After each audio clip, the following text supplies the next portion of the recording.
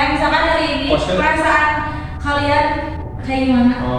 Apakah sedang sedih, bahagia, atau apa nih? Minggu kemarin kita membahas materi apa?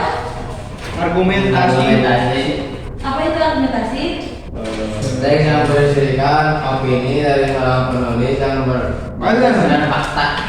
Hari ini kita akan membahas materi menemukan ide pokok dan ide pendukung dalam teks argumentasi. Ya. Ada yang tahu nggak ide pokok itu apa? Inti atau hal utama yang ingin disampaikan dalam sebuah paragraf, sehingga sering disebut sebagai Satu orang coba.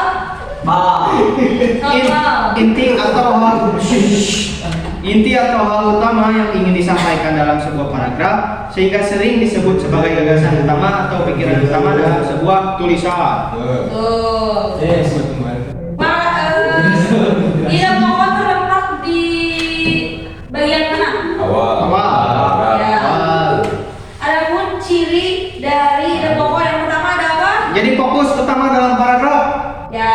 Yang kedua? dapat dijabarkan secara rinci melalui berbagai makna jelas. Nah, yang ketiga ada Bisa terletak di awal, di akhir, serta awal dan di akhir.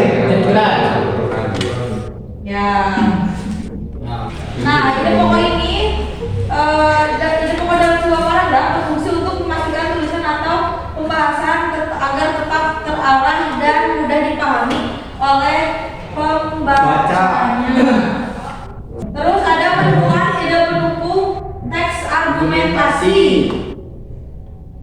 Ide pendukung adalah gagasan-gagasan atau informasi tambahan yang digunakan untuk mendukung atau memperkuat ide pokok dalam sebuah tulisan atau kalimat-kalimat selanjutnya dalam sebuah tulisan. Adapun ciri-ciri ide pendukung ada yang pertama apa? Kalimat yang digunakan untuk menjelaskan ide pokok. Ya, yang kedua. Dapat berupa contoh data dan riwayat lainnya. Ya, yang ketiga, setiap kalimat mengandung ide pendukung harus jelas dan dapat disajikan tanpa bergantung dengan kalimat lainnya. Ada yang mau ditanyakan dulu nggak? Tersebut tanpa bergantung dengan kalimat itu gimana? Kalimatnya tidak bergantung sepenuhnya pada kalimat lain. Kalimatnya mampu menyampaikan informasi dengan cukup lengkap sehingga pembaca dapat memahami teks tersebut. Ngerti nggak? Kayak tidak terpaku. Ya, jadi iya, tapi harus tetap relevan dan jelas sama ide pokoknya. Ada lagi? Udah. Nah, sekarang ada pola memahami pola pengembangan paragraf teks argumentasi. Yang pertama ada argumentasi Akibat sebab. Nih contohnya kayak gini. Contoh dari akibat sebab. Minggu kemarin telah terjadi razia handphone karena ditemukan siswa yang diduga menggunakan handphone. Kenapa bisa disebut akibat sebab? Kenapa? Nah, gimana sih? Ya, akibatnya apa? Akibatnya Dia akibatnya semua kena. Ya, akibatnya itu minggu kemarinnya ada razia sebabnya teh ditemukan siswa yang tidak bijak menggunakan Handphone. Argumentasi akibat sebab merupakan paragraf yang disusun secara mengungkapkan akibatnya dulu, lalu memaparkan sebab-sebabnya. Tapi harus sesuai fakta dan data yang ada, karena tes argumentasi harus ada fakta dan datanya. Lalu yang kedua ada argumentasi perbandingan. Nih, contohnya seperti ini. Penggunaan transportasi umum jauh lebih efisien dibandingkan dengan kendaraan pribadi dalam mengurangi kemacetan di perkotaan. Dengan menggunakan transportasi umum, satu bus bisa mengangkut puluhan penumpang sekaligus, sementara kendaraan pribadi hanya bisa membawa beberapa orang saja. Nah, di dalam paragraf tersebut ada yang dibandingkan. Ya, apa? Ya, penumpang terus transportasi pribadi sama transportasi umum. Ya, karena lebih efektif menggunakan transportasi. Umum. Betul. Paragraf perbandingan ini paragraf menuliskan tetap harus berdasarkan pada anggapan mencakup isu, apakah isu tersebut memiliki data yang valid atau Tidak. Nah, yang ketiga ada paragraf argumentasi. Sebab akibat. Ya, ini contohnya kurangnya kesadaran masyarakat terhadap pentingnya membuang sampah pada tempatnya, menyebabkan tumpukan sampah yang berserakan di jalan-jalan dan sungai-sungai.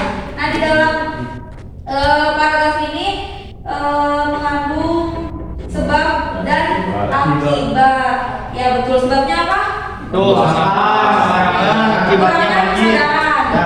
Masyarakatnya kurang sadar akan pentingnya membuang sampah pada tempatnya. Ya. Akibatnya Banjir. ya Banjir, jalan dan di sungai-sungai. Paragraf argumentatif. Paragraf sebab akibat ini disusun berdasarkan data dan tetap harus data-data yang menyebabkan isu tersebut mengarah pada akibat yang telah disebabkan sebelumnya. Paragraf argumentasi sebab akibat sering menggunakan konjungsi oleh sebab itu, oleh karena itu, Dengan dengan demikian. demikian. Tuh. Yang terakhir ada paragraf argumentasi persamaan. Contohnya, belajar secara daring maupun luring keduanya memiliki peran penting dalam proses pembelajaran. Keduanya bertujuan untuk menyampaikan materi kepada siswa.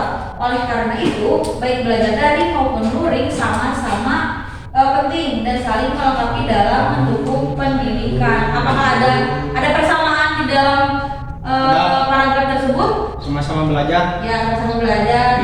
Tujuannya juga sama. Meskipun yang Beda satu tempat. ya beda tempat atau yang satu daring, luring, tapi sama aja, sama-sama belajar. Kenapa aku? Kenapa aku? Di situ korban nggak tahu kenapa ini. Kumat bu. Biasa. Ada yang ditanyain nggak? Gak ada. Nggak ada. Ada yang ditanyain nggak, Di?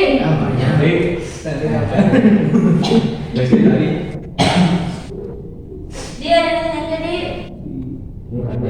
Kecepatan nggak atau ngerti nggak? Ayo ditanyain nggak? Sekarang coba kalian kerjakan, kalian kelompok kalau kalian masing-masing.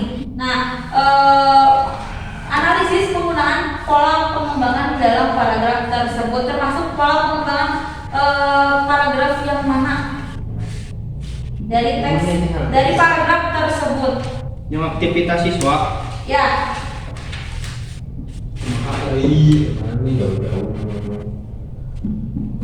nah, kalau ada yang ditanyakan, tanyakan. Kalau ada yang ngerti.